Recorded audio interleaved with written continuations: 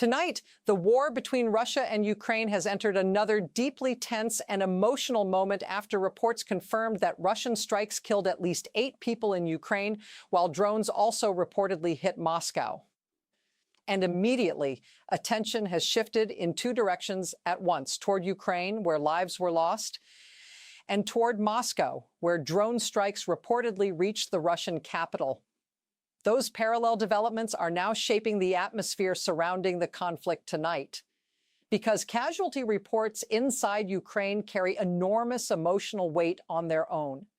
But when they unfold alongside reports involving Moscow, the psychological impact spreads even further across both countries. The reports describe at least 8 people killed in Ukraine following Russian strikes. That number now sits at the center of growing concern surrounding the latest escalation. 8 lives lost. 8 people whose absence now leaves grief behind. And during wartime, even a single casualty transforms the emotional reality surrounding conflict. When multiple lives are lost together, entire communities begin carrying the emotional consequences at once. That appears to be happening tonight across Ukraine. At the same time, reports that drones hit Moscow introduce another layer of tension into an already volatile situation. Moscow carries enormous symbolic and political significance inside Russia. And whenever reports emerge involving strikes or drone activity connected to the capital, attention rises immediately. Internationally, politically, emotionally, because capitals are never viewed as ordinary locations during wartime. They represent power, control, leadership, and national identity itself. That reality now surrounds Moscow tonight. There is something especially intense about moments when violence and fear appear to move in both directions simultaneously. On one side, Ukraine is mourning lives lost after Russian strikes. On the other, Moscow is reportedly dealing with drone activity reaching the Russian capital. That combination creates a very different emotional atmosphere than isolated incidents alone. It creates the feeling of widening instability, and widening instability changes how populations experience war psychologically. People begin feeling uncertainty more broadly, more personally, more continuously.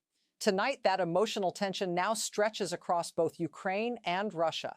The reports of at least 8 people killed in Ukraine immediately returned attention to the human cost of the war, because casualty figures force people to confront what conflict ultimately means beyond political statements and military operations.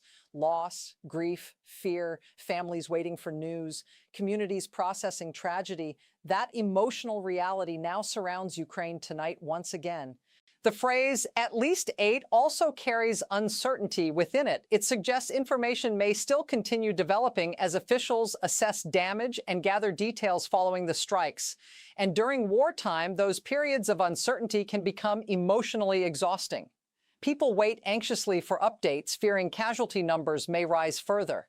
That fear now hangs over Ukraine tonight. Meanwhile, the reports involving Moscow are creating a very different but equally serious form of attention. Drone strikes associated with capital cities naturally trigger intense scrutiny because they carry symbolic implications beyond physical damage alone.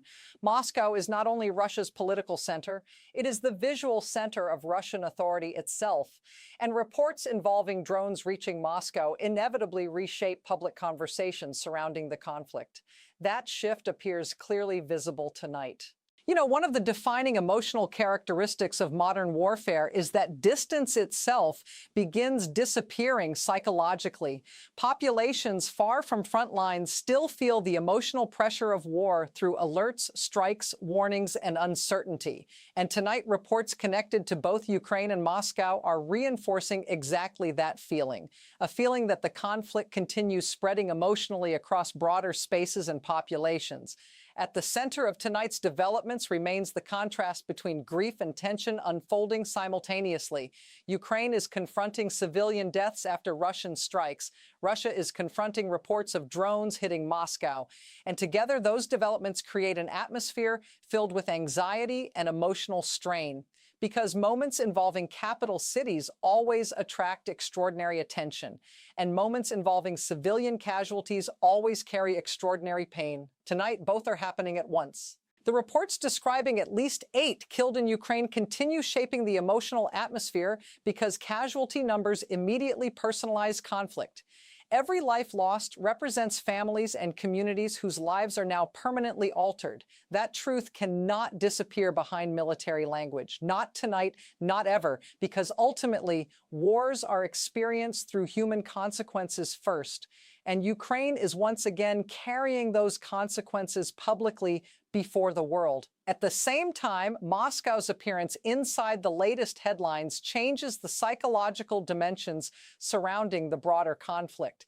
Drone reports involving the Russian capital inevitably create heightened sensitivity because they touch directly on perceptions of security and vulnerability, even before further details emerge, even before broader assessments are completed.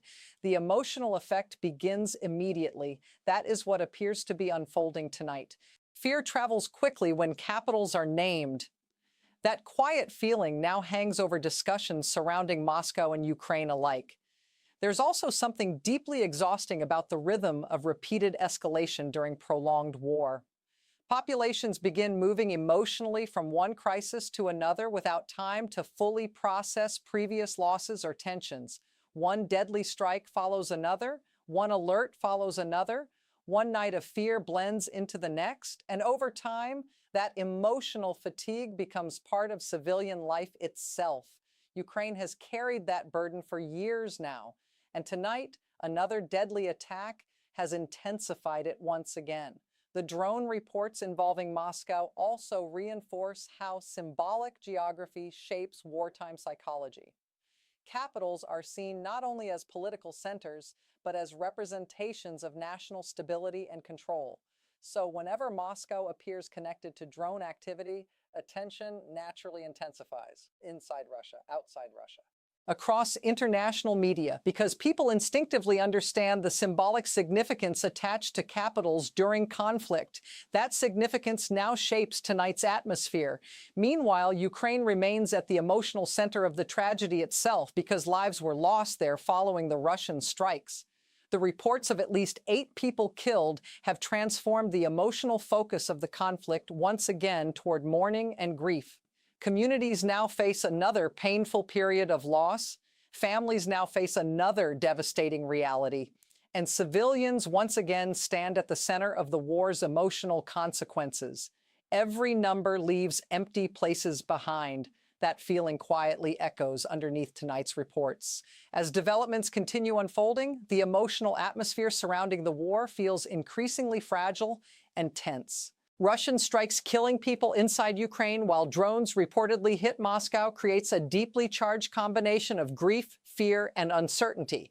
And tonight, that uncertainty stretches across both sides of the conflict, from Ukrainian communities mourning lives lost, to Moscow confronting reports of drones reaching the capital. The emotional pressure of the war now feels broader once again, heavier once again, and impossible to ignore.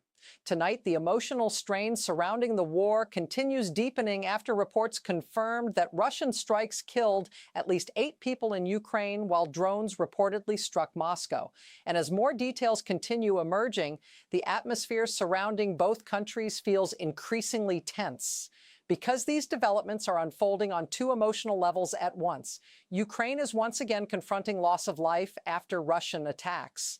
And Russia is confronting the psychological impact of reports involving drone activity connected to Moscow. Together, those developments are reshaping the emotional climate surrounding the conflict tonight.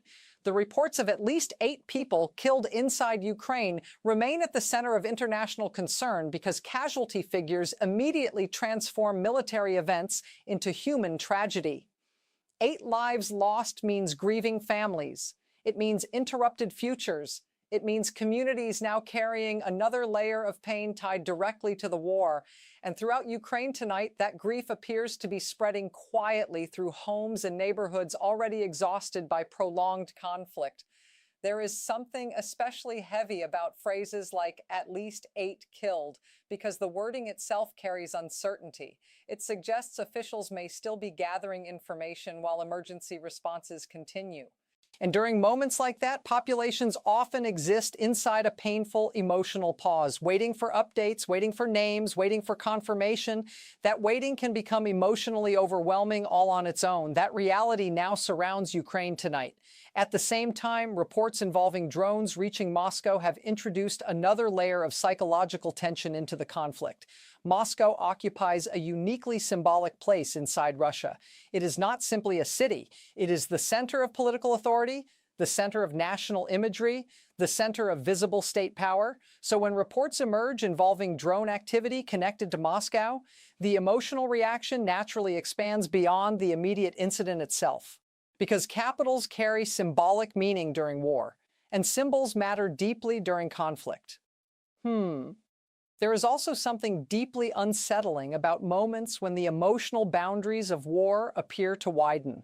Violence inside Ukraine has already shaped civilian life there for years, but reports involving Moscow create the sense that psychological pressure is spreading more visibly into Russia's own national center as well. That changes how people perceive the conflict. The war begins feeling less geographically contained, more emotionally expansive, more unpredictable, and unpredictability itself becomes exhausting over time. Tonight, that exhaustion appears increasingly visible on both sides of the conflict. The reports connected to Ukraine remain especially painful because civilian deaths always shift attention back toward the human cost of war itself. Political language and military analysis quickly become secondary when lives are lost. People focus on grief, on mourning, on fear. And in Ukraine, where communities have repeatedly endured attacks throughout the war, those emotions carry accumulated weight built over years of conflict. That accumulation now hangs heavily over tonight's developments. You know, one of the quiet tragedies of prolonged war is how populations begin living with the expectation that another terrible update may arrive at any moment. That emotional anticipation changes daily life itself. Phones are checked constantly. News alerts feel urgent immediately. Ordinary silence begins carrying tension beneath it. And tonight, after reports of deadly strikes and drones hitting Moscow, that tension feels stronger once again. Meanwhile, Moscow's appearance inside the latest reports has intensified international attention because capital cities naturally draw global focus during wartime. Reports involving drones near or inside capitals immediately raise questions about security, vulnerability, and escalation, even before additional details emerge. Even before governments respond publicly, the emotional significance arrives immediately. That is what appears to be happening tonight surrounding Moscow. At the same time, Ukraine continues carrying the direct human consequences of the latest Russian strikes. The reports of at least 8 people killed remain central because every casualty represents far more than a statistic. Each number once belonged to someone with routines, relationships, responsibilities, and loved ones. That human reality remains impossible to separate from tonight's developments. And throughout Ukraine, people are once again confronting the emotional burden of loss while the war continues around them. The combination of deadly strikes in Ukraine and drone reports involving Moscow also creates a particularly tense psychological contrast. One side mourns casualties. The other confronts signs that the conflict's emotional reach may be expanding toward the Russian capital itself. That contrast shapes much of the global reaction tonight, because wars are often understood emotionally through symbols and human consequences together. Ukraine's casualty reports represent suffering. Moscow's drone reports represent vulnerability. And when both unfold simultaneously, the atmosphere surrounding the conflict grows heavier and more unstable. Some nights feel like the war moves closer to everyone. That quiet feeling now echoes beneath discussions surrounding both Ukraine and Moscow tonight. There is also a broader emotional reality tied to prolonged escalation itself. Repeated attacks, repeated warnings, repeated uncertainty, over time they begin reshaping how entire populations think, move, and feel. People stop experiencing fear as isolated moments. Fear becomes continuous. Background tension becomes permanent. And tonight, reports from both Ukraine and Moscow are reinforcing exactly that atmosphere. An atmosphere where uncertainty now stretches across broader emotional and geographic spaces. The reports involving Moscow do not erase the tragedy unfolding in Ukraine. If anything, they intensify the sense that the conflict continues widening psychologically for everyone involved, because while Ukraine mourns lives lost, Russia is now also confronting reports that the war's pressure may be touching its own capital more directly. That dynamic changes perception. And perception matters enormously during wartime, especially involving capitals, especially involving civilian deaths, especially during moments where both fear and grief dominate headlines simultaneously. Tonight, all of those elements are converging together. Meanwhile, Ukraine remains at the center of the human suffering attached to the latest developments. The loss of at least 8 lives following Russian strikes has once again reminded the world of the devastating cost civilians continue paying throughout the war. That cost grows not only through destruction, but through emotional exhaustion itself. Communities grieving repeatedly, families fearing repeatedly, populations living beneath the pressure of uncertainty repeatedly. That burden now surrounds Ukraine once again tonight. Grief changes the sound of every update. That feeling quietly rests beneath every new report emerging from the conflict tonight. As attention remains fixed on both Ukraine and Moscow, the emotional atmosphere surrounding the war feels increasingly tense, fragile, and deeply unsettled. The reports of deadly strikes inside Ukraine continue spreading grief. The reports of drones reaching Moscow continue spreading tension. And together, they are reshaping how this phase of the conflict is being experienced emotionally across both countries and far beyond them.